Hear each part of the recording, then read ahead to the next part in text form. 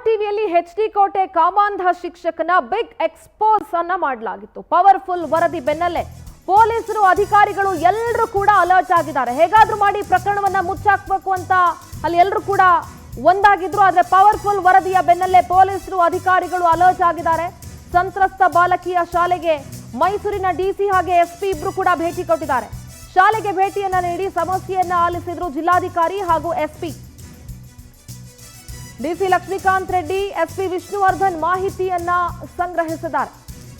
ಬಾಲಕಿಯರ ಪೋಷಕರಿಂದ ಮಾಹಿತಿಯನ್ನ ಸಂಗ್ರಹಿಸಿದ್ರು DC ಹಾಗೆ SP ಇಬ್ರು ಕೂಡ. ಪ್ರತಿಯೊಬ್ಬ ಬಾಲಕಿಯರ ಮನೆಗೆ ಭೇಟಿ ನೀಡಿ ಕೌನ್ಸೆಲಿಂಗ್ ಕೊಡೋದಕ್ಕೆ ಸೂಚನೆಯನ್ನ ನೀಡಲಾಗಿದೆ. ಶಾಲೆಗೆ ಇಬ್ಬರು ಮಹಿಳಾ ಶಿಕ್ಷಕರನ್ನ ನೇಮಕ ಮಾಡಿ CC ಕ್ಯಾಮೆರಾ ಅಳವಡಿಸಬೇಕು ಅಂತ ಕೂಡ ಡೈರೆಕ್ಷನ್ ಕೊಟ್ಟಿದ್ದಾರೆ. ಹೆಣ್ಣು ಮಕ್ಕಳ ಸುರಕ್ಷತಾ ಕ್ರಮಕ್ಕೆ DC ಲಕ್ಷ್ಮೀಕಾಂತ್ ರೆಡ್ಡಿ ಸೂಚನೆ ಕೊಟ್ಟಿದ್ದಾರೆ.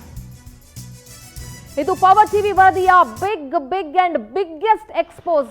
ಸುದ್ದಿ ಪ್ರಸಾರ ಆದಂತಹ 48 ಗಂಟೆಗಳಲ್ಲೇ ಇದರಲ್ಲಿ ಶಾಮೀಲಾಗಿದ್ದಂಥವರನ್ನ ಕೆಲವರನ್ನ ಅರೆಸ್ಟ್ ಮಾಡಿದ್ದಾರೆ. ಆದ್ರೆ ಆ ಶಿಕ್ಷಕ ಎಸ್ಕೇಪ್ ಆಗಿದ್ದಾನೆ. ಆತನನ್ನ ಹುಡ್ಕೋದಕ್ಕೆ ಇನ್ನೂ ಕೂಡ ಪೊಲೀಸರಿಗೆ ಆಗ್ಲಿಲ್ವಾ? ನೋಡಿ, DC ಹಾಗೆ SP ಭೇಟಿ ಕೊಟ್ಟಿರುವಂತಹ ದೃಶ್ಯವನ್ನ ಗಮನಿಸ್ತಾ ಇದ್ದೀರಿ. ಆ ಕಾಮುಕ ಶಿಕ್ಷಕ ಗಿರೀಶ್ ಇದಾನಲ್ಲ, ಆತನನ್ನ ಇನ್ನೂ ಅರೆಸ್ಟ್ ಮಾಡಲಿಲ್ಲ. DC ಮತ್ತೆ SP ಈಗ ಭೇಟಿ ಕೊಟ್ಟಿದ್ದಾರೆ. ಪೊಲೀಸರು, ಕರ್ನಾಟಕ ಪೊಲೀಸ್ ಅಂತಂದ್ರೆ ಎಂತೆಂತ ಪ್ರಕರಣಗಳನ್ನ ಭೇದಿಸಿದ್ದಾರೆ. ಅಂಥದ್ರಲ್ಲಿ ಒಬ್ಬ ಶಿಕ್ಷಕ, ಒಬ್ಬ ಕಾಮುಕ ಶಿಕ್ಷಕ, ಅವನೇನ್ ದೊಡ್ಡ ನಟೋರಿಯಸ್ ರೌಡಿನ, ಕಷ್ಟ ಆಗತ್ತೆ ಅವನನ್ನ ಹುಡ್ಕೋದಕ್ಕೆ ಅಂತಂದ್ರೆ ಆತ ಇನ್ನೆಲ್ಲಿ ತಲೆ ಮರೆಸ್ಕೊಂಡಿರ್ಬೋದು. ಯಾಕೆ ಇಷ್ಟು ದಿನ ಆದ್ರೂ ಆತನನ್ನ ಹುಡ್ಕೋಲ್ಲಿ ಇನ್ನೂ ಸಫಲವಾಗ್ತಾ ಇಲ್ಲ ಪೊಲೀಸರು? ಮೈಸೂರು ಪ್ರತಿನಿಧಿ ಸುರೇಶ್ ನೇರ ಸಂಪರ್ಕದಲ್ಲಿ ಜಾಯ್ನ್ ಆಗ್ತಾ ಇದ್ದಾರೆ. ಸುರೇಶ್, ಏನು ಪವರ್ ಟಿವಿ ವರದಿಯನ್ನ ಪ್ರಸಾರ ಮಾಡಲಾಗಿತ್ತು. HD ಕೋಟೆಯ ಒಂದು ಶಾಲೆಯಲ್ಲಿ ಕಾಮುಕ ಶಿಕ್ಷಕ ಮಕ್ಕಳ ಮೇಲೆ ಅತ್ಯಾಚಾರವನ್ನ ಮಾಡ್ತಾ ಇದ್ದ. ಈ ವಿಚಾರಕ್ಕೆ ಸಂಬಂಧಪಟ್ಟಂತೆ DC ಹಾಗೆ SP ಭೇಟಿ ಕೊಟ್ಟಿದ್ದಾರೆ. ಸದ್ಯ ಏನೆಲ್ಲ ಹೇಳಿದ್ರು, ಯಾವೆಲ್ಲ ಸೂಚನೆಗಳನ್ನ ಕೊಟ್ಟಿದ್ದಾರೆ ಸುರೇಶ್? ಸಿಧುರ ಕಳೆದ 3 ದಿನದಿಂದ ಕೂಡ HD ಕೋಟೆ ತಾಲೂಕಿನ ಕಾಡಂಚಿನ ಗ್ರಾಮದ ಶಾಲೆಯೊಂದರಲ್ಲಿ ನಡೆದಿದ್ದ ಲೈಂಗಿಕ ದೌರ್ಜನ್ಯ ಕೇಸನ್ನ ಪವರ್ ಟಿವಿ ವಿಸ್ತೃತವಾಗಿ ವರದಿಯನ್ನ ಬಿತ್ತರ ಮಾಡಿತ್ತು. ಹಲವು ದಿನಗಳಿಂದ ಆಗದೇ ಇದ್ದಂತ ಕ್ರಮ ಇದೀಗ ಪವರ್ ಟಿವಿಯ ವರದಿ ಬಂದ ಬಳಿಕ ಆಗಿದೆ. ಸ್ಥಳಕ್ಕೆ ಇಡೀ ತಾಲೂಕು ಆಡಳಿತ, ಜಿಲ್ಲಾಡಳಿತವೇ ದೌಡಾಯಿಸಿದೆ. ಆ ಶಾಲೆಯಲ್ಲಿ ಆಗಿರ್ತಕ್ಕಂಥ ಸ್ಥಿತಿಯನ್ನ ಕಂಡು ನಿಜಕ್ಕೂ ಕೂಡ ಬೇಸರವನ್ನ ವ್ಯಕ್ತಪಡಿಸಿದ್ದಾರೆ. DC ಇರಬಹುದು, SP ಇರಬಹುದು, ಆ ಕ್ಷೇತ್ರದ ಶಾಸಕ ಅನಿಲ್ ಚಿಕ್ಕಮಾದೇವ್ ಇರಬಹುದು, ಎಲ್ಲರೂ ಕೂಡ ಬೇಸರ ಮತ್ತೆ ಆ ಶಿಕ್ಷಕನ ವಿರುದ್ಧ ಅಸಮಾಧಾನವನ್ನು ಕೂಡ ಹೊರಹಾಕಿದ್ದಾರೆ. ಘಟನೆಗೆ ಸಂಬಂಧಪಟ್ಟಂತೆ ನಿನ್ನೆಯಷ್ಟೇ 3 ಅಧಿಕಾರಿಗಳ ತಲೆದಂಡಾಗಿತ್ತು. BO ಕಾಂತರಾಜು ತಲೆದಂಡಾಗಿತ್ತು. ಜೊತೆಗೆ CRP ದೀಪಾ, ECO ಜಯರಾಮ್, ಮೂವರನ್ನು ಕೂಡ DDPI ಸ್ಥಳದಲ್ಲಿಯೇ ಸಸ್ಪೆಂಡ್ ಮಾಡಿ ಆದೇಶವನ್ನ ಹೊರಡಿಸಿದ್ರು. ಯಾಕಂದ್ರೆ ಕರ್ತವ್ಯ ಲೋಪವನ್ನ ಎಸಗಿದ್ದಾರೆ ಈ ಕೇಸ್ನಲ್ಲಿ ಅಂತ. ಇದೀಗ ಮೈಸೂರು ಜಿಲ್ಲೆಯ ಜಿಲ್ಲಾಧಿಕಾರಿಗಳಾದಂಥ ಲಕ್ಷ್ಮೀಕಾಂತ ರೆಡ್ಡಿ ಜೊತೆಗೆ ಜಿಲ್ಲೆಯ SP ಆಗಿರ್ತಕ್ಕಂಥ ವಿಷ್ಣುವರ್ಧನ್ ಅವರು ಕೂಡ ಇಬ್ಬರು ಶಾಲೆಗೆ ಭೇಟಿಯನ್ನ ನೀಡಿ ಮಕ್ಕಳ ಪೋಷಕರ ಬಳಿ ಮಾಹಿತಿಯನ್ನ ಪಡೆದುಕೊಂಡಿದ್ದಾರೆ. ಶಾಲೆಗೆ ಏನೆಲ್ಲ ಸುರಕ್ಷತಾ ಕ್ರಮಗಳು ಆಗಬೇಕು ಅನ್ನೋಕೆ ಸಂಬಂಧಪಟ್ಟಂತೆ ಸ್ಥಳದಲ್ಲಿಯೇ DC ಲಕ್ಷ್ಮೀಕಾಂತ ರೆಡ್ಡಿ ಅವರು ಒಂದಷ್ಟು ಸೂಚನೆಯನ್ನ ಕೂಡ ಕೊಟ್ಟಿದ್ದಾರೆ. ಜೊತೆಗೆ ಈ ಶಾಲೆಯಲ್ಲಿ ಬರ್ತಕ್ಕಂತ ಹೆಣ್ಣು ಮಕ್ಕಳು ಭಯದಿಂದ ಶಾಲೆಯನ್ನ ಬಿಟ್ಟು ಹೋಗುವಂತ ಪರಿಸ್ಥಿತಿ ನಿರ್ಮಾಣ ಆಗಬಾರದು ಅನ್ನೋ ಒಂದು ಉದ್ದೇಶದಿಂದ ಇಬ್ಬರು ಮಹಿಳಾ ಟೀಚರ್ಸ್ ಗಳನ್ನ ಅಲ್ಲಿ ನೇಮಕವನ್ನ ಮಾಡಿದ್ದಾರೆ. ಒಂದು ತಂಡವನ್ನ ರಚನೆ ಮಾಡಿ ಆ ಶಾಲೆಯ ಬಿಟ್ಟಂತ ಮಕ್ಕಳು ಅಲ್ಲಿ ಓದ್ತಾ ಇರ್ತಕ್ಕಂತ ಪ್ರತಿಯೊಬ್ಬರು ಹೆಣ್ಣು ಮಕ್ಕಳಿಗೂ ಕೂಡ ಕೌನ್ಸಿಲಿಂಗ್ ಅನ್ನ ಮಾಡಿ ಮನೆ ಮನೆಗೆ ಹೋಗಿ ಅವರನ್ನ ಮತ್ತೆ ವಾಪಸ್ಸು ಭರವಸೆಯನ್ನ ತುಂಬಿ ಕರ್ಕೊಂಡು ಬರಬೇಕು ಅನ್ನೋ ಒಂದು ಸೂಚನೆಯನ್ನ ಕೂಡ ಕೊಟ್ಟಿದ್ದಾರೆ. ಶಾಲೆಗೆ CC ಕ್ಯಾಮೆರಾಗಳನ್ನ ಅಳವಡಿಕೆ, ಜೊತೆಗೆ ಹೆಣ್ಣು ಮಕ್ಕಳ ಸುರಕ್ಷತೆಗೆ ದೃಷ್ಟಿಯಿಂದ ಏನೆಲ್ಲ ಕ್ರಮಗಳಾಗಬೇಕು ಆ ಎಲ್ಲಾ ಕ್ರಮಗಳನ್ನ ಈ ಕೂಡಲೇ ಕೈಗೊಳ್ಳಬೇಕು ಅನ್ನೋ ಒಂದು DC ಲಕ್ಷ್ಮೀಕಾಂತ ರೆಡ್ಡಿ ಅವರು ಸೂಚನೆಯನ್ನು ಕೂಡ ಕೊಟ್ಟಿದ್ದಾರೆ. ಅಲ್ಲಿರ್ತಕ್ಕಂಥ ಬಾತ್ರೂಮ್ಗೆ ಒಂದು ಸರಿಯಾದಂತ ವ್ಯವಸ್ಥೆ ಇರಲಿಲ್ಲ, ಬಾತ್ರೂಮ್ ಸರಿಪಡಿಸುವಂತ ವ್ಯವಸ್ಥೆ ಆಗಬೇಕು, ಜೊತೆಗೆ CC ಕ್ಯಾಮೆರಾ ಆಗಬೇಕು.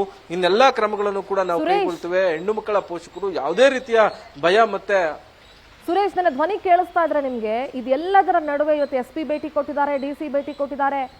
ಇಷ್ಟು ದಿನ ಯಾರು ಕೂಡ ಅದ್ರ ಬಗ್ಗೆ ತಲೆ ಕೆಡಿಸ್ಕೊಂಡಿರ್ಲಿಲ್ಲ. ಅಲ್ಲೇ ಇರುವಂತಹ ಅಧಿಕಾರಿಗಳ ತಲೆದಂಡ ಕೂಡ ಆಗಿದೆ ಇದರಲ್ಲಿ ಶಾಮೀಲಾಗಿದ್ದವರು. ಆದ್ರೆ ಈ ಕಾಮುಕ ಶಿಕ್ಷಕ ಎಲ್ಲಿ ಹೋದ ಅಂತ ಪವರ್ ಟಿವಿಯಲ್ಲಿ ವರದಿ ಪ್ರಸಾರದ ನಂತರ ಈತ ಎಸ್ಕೇಪ್ ಆಗಿದ್ದಾನೆ. ಇಷ್ಟು ದಿನ ಆದ್ರೂ ಕೂಡ ಅದನ್ನ ಹುಡ್ಕೋದಕ್ಕೆ ಪೊಲೀಸರಿಗಾಗಿಲ್ಲ. ಅವನೇನು ಅಂತ ಜಾಗದಲ್ಲಿ ಹೋಗಿ ಔತ್ಕೊಂಡು ಕೂತ್ಕೊಳ್ಳಿಕ್ಕೆ ಸಾಧ್ಯನಾ? ಕರ್ನಾಟಕ ಪೊಲೀಸ್ ಅಂತಂದ್ರೆ ಎಂತೆಂತ ದೊಡ್ಡ ದೊಡ್ಡ ಪ್ರಕರಣಗಳನ್ನ ಭೇದಿಸಿರುವಂತಹ ಹೆಗ್ಗಳಿಕೆ ಕರ್ನಾಟಕ ಪೊಲೀಸರಿಗಿದೆ. ಅಂಥದ್ರಲ್ಲಿ ಒಬ್ಬ ಶಿಕ್ಷಕನನ್ನ ಹುಡ್ಕೋದಕ್ಕೆ ಆಗ್ತಾ ಇಲ್ವಾ ಅನ್ನೋ ಪ್ರಶ್ನೆ ಇದೆ. ಇದ್ರ ಜೊತೆಗೆ ಒಂದ್ ರೀತಿ ಶೇಮ್ಫುಲ್ ಅಂತ ಅನ್ಸುತ್ತೆ ಪೊಲೀಸರಿಗೂ ಕೂಡ, ಒಬ್ಬ ಶಿಕ್ಷಕನನ್ನ ಹುಡ್ಕೋದಕ್ಕೆ ಆಗ್ಲಿಲ್ಲ ಅಂತಂದ್ರೆ. ನಿಜ ಸಿಂಧೂರ, ಸಾಕಷ್ಟು ಅನುಮಾನ, ಸಾಕಷ್ಟು ಪ್ರಶ್ನೆಗಳು ಉಟ್ಕೊಳ್ಳುತ್ತೆ. ನಟೋರಿಯಸ್ ಕ್ರಿಮಿನಲ್ಗಳನ್ನ ಅರೆಸ್ಟ್ ಮಾಡುವಂತ ಪೊಲೀಸರಿಗೆ ಈ ಕಾಮಕ ಶಿಕ್ಷಕ ಎಲ್ಲೋ ಒಂದು ಮೂಲೆಯಲ್ಲಿ ಟೀಚಿಂಗ್ ಅನ್ನ ಮಾಡ್ಕೊಂಡಿದ್ದಂತಹ ಶಿಕ್ಷಕ ಆಟ ಆಡಿಸ್ತಾ ಇರೋದು ನಿಜಕ್ಕೂ ಕೂಡ ಆಶ್ಚರ್ಯವನ್ನ ತಂದಿಟ್ಟಿದೆ. ಈ ಎಲ್ಲಾ ಘಟನೆಗಳ ಕಾರಣ ಶಿಕ್ಷಣ ಇಲಾಖೆ ಮಾಡಿರ್ತಕ್ಕಂತಹ ಎಡವಟ್ಟು ಅಂದ್ರೆ ಏನ್ ಎಡವಟ್ಟು ಅಂದ್ರೆ ಆತನಿಗೆ ಎಸ್ಕೇಪ್ ಆಗೋದಕ್ಕೆ ಸುಮಾರು ಒಂದು ವಾರಗಳ ಕಾಲ ಟೈಮ್ ಕೊಟ್ಟಿರುವಂತದ್ದು. ಕೇಸ್ ಆಗತ್ತೆ ಅಂತೇಳಿ ಆತ ಎಲ್ಲವನ್ನು ಕೂಡ ಪ್ಲಾನ್ ಮಾಡ್ಕೊಂಡಿದ್ದಾನೆ. ಸುಮಾರು 55-58 ವರ್ಷದ ಕಾಮುಕ ಆತ. ಎಲ್ಲಿಗೆ ಹೋಗಬೇಕು, ಯಾರನ್ನ ಸಂಪರ್ಕ ಮಾಡಬೇಕು, ಯಾವ ಪ್ರದೇಶಕ್ಕೆ ಹೋದ್ರೆ ನಾನು ಸುರಕ್ಷಿತವಾಗಿರಬೇಕು, ಆತನಿಗೆ ಎಸ್ಕೇಪ್ ಆಗೋದಕ್ಕೆ ಸಾಕಷ್ಟು ಸಮಯ ಸಿಕ್ಕಿರೋದೇ ಇಲ್ಲಿ ಪೊಲೀಸರಿಗೆ ಸಾಕಷ್ಟು ತಲೆನೋವಾಗಿ ಪರಿಣಮಿಸಿರುವಂತದ್ದು. ಯಾಕಂದ್ರೆ FIR ಆದ ಕೂಡಲೇ ಆತನನ್ನ ಅರೆಸ್ಟ್ ಮಾಡುವಂತ ಪ್ರೊಸೀಜರ್ ಮಾಡೋದಕ್ಕೆ ಪೊಲೀಸರು ಕೂಡ ಸಜ್ಜಾಗಿ ನಿಂತಿದ್ರು.